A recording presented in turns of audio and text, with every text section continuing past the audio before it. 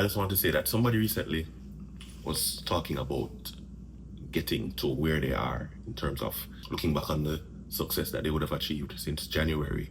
Whether it's living up to New Year resolutions, whether it is, getting a promotion, getting a new car, a new house, starting a family, having a baby on the way, whatever it may be, or whatever we may consider to be successful. And I thought about it at that time, and there are people who would have gone the complete opposite direction, completely. And they are feeling down in the gutters, down in the doldrums. My answer was simple. I'm glad that I'm here today. It may be in new roles, in changing dynamics, but my success right now is looking at the fact that I'm here.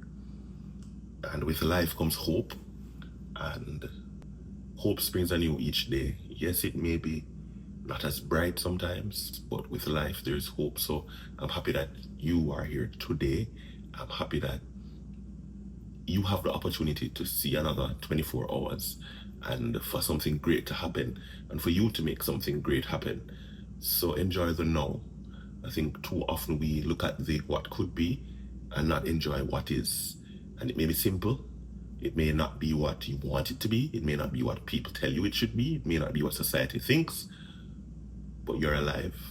And with that new hope, even if it's a small flicker or a glimmer of hope, it springs anew. And all it takes is a spark to get a fire growing and burning. So enjoy where you are right now. Whether it's slow, whether it's fast, whatever pace it is at, enjoy it, embrace it, and be happy that you're here now. Because so much can happen in the now, alright? Big ups.